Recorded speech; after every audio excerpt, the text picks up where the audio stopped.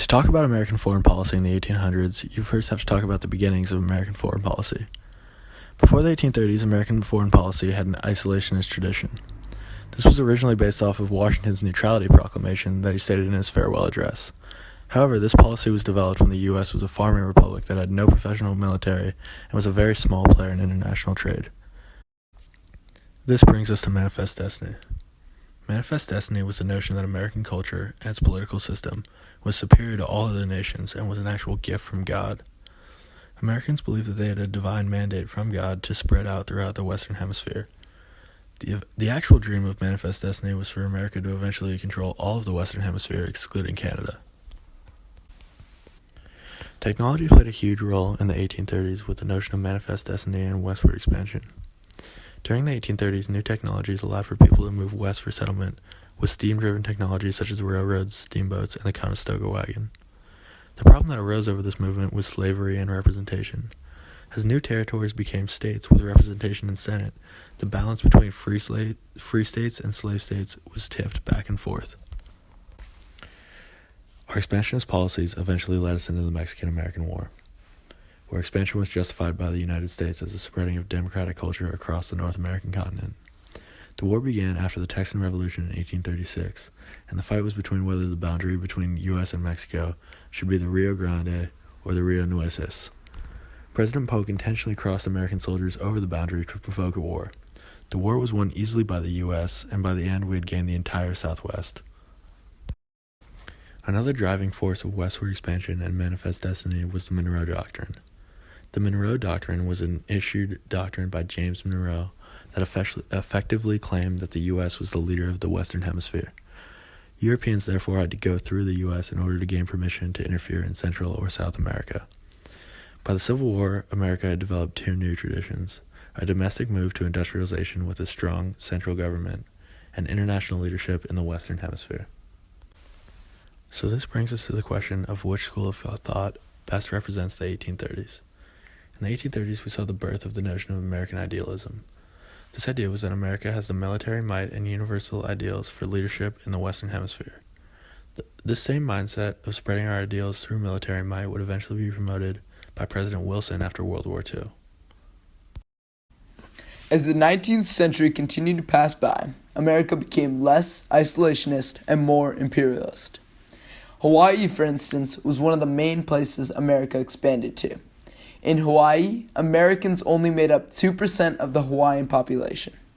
When the American settlers asked President Cleveland for help, he originally denied the request, saying it would violate Hawaii's sovereignty. President McKinley then agreed to send troops to conquer Hawaii, as he saw the country as a gateway to China.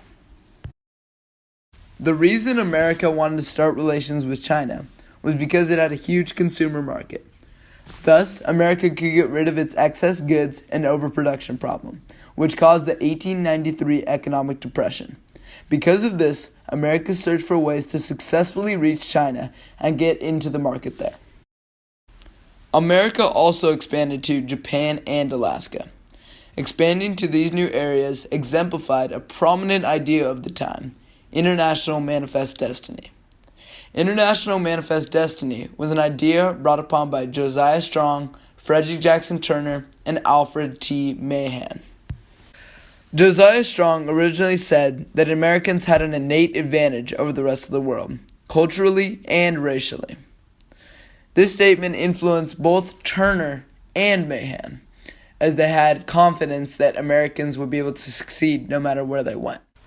Jackson Turner wrote the End of the Frontier thesis, which said that the American character was based primarily on America taming the wilderness.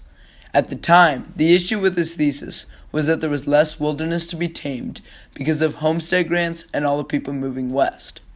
The only way to solve this problem was to look outside of the U.S., specifically to the South Pacific, which had places like the Philippines, Japan, and China. His thesis was the cultural justification for expanding, as he saw it where if America did not expand, they were basically losing a primary part of their identity, which was originally as a country that tames the environment. He felt that America's values were created because they conquered the land, instead of believing that the land shaped American values. Mahan, on the other hand, argued from a military standpoint, as he said that we needed naval bases around the world in order for America to become a major world power. He strongly believed that the Navy was the most important military personnel, and he prompted that naval bases could be used for military power and protection of trade. With all this in mind, we feel that the Realpolitik school of thought best represents America's approach to expanding in the 1890s. America was making decisions for the betterment of America, rather than worrying about other nations. We were no longer being defensive in our tactics, but now took an offensive approach.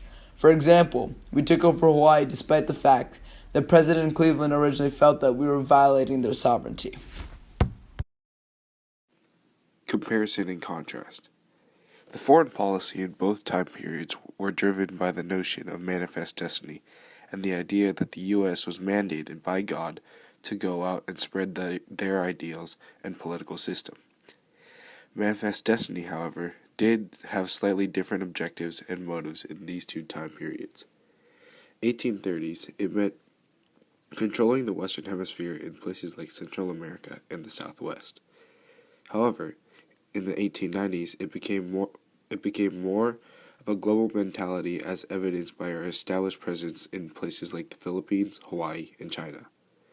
Additionally, the motives behind American expansion were also quite different between the 1830s and 1890s. In the 1830s, government expanded westward and attempted to turn these new territories into states that would have representation in Congress. In the 1890s, our motives were much more economically focused due to our overproduction of goods that needed to be exported. The U.S. then turned to China, the country with the largest population, as a place to sell these overproduced goods. In that, establishing an American presence in places like Hawaii and the Philippines were seen as gateways to China because they were stops that cut down the distance between China and the U.S. The American thinking found in the 1830s and 90s greatly contrasted the one found at the turn of the 19th century. America adopted a school of thought called neutrality when George Washington issued the Neutrality Proclamation of 1793. Which suggested that America should first and foremost care for its own domestic national interest. The school of thought also suggested staying out of issues with other countries, and only forming short-term alliances when necessary. This thinking greatly contrasts the American idealism of the 1830s and Realpolitik thinking of the 1890s. In both these systems, America was much more willing to expand for its own good, but was not afraid to interact with other countries in doing so.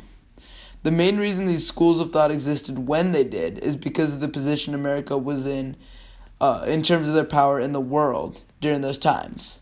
In the late 1700s, America was far from a world superpower and feared clashing heads with larger countries with stronger militaries, like Britain and France. As the years went by, America became stronger, especially militarily, under the thinking of Alfred Mahan, and was not afraid to challenge other countries for the benefit of America.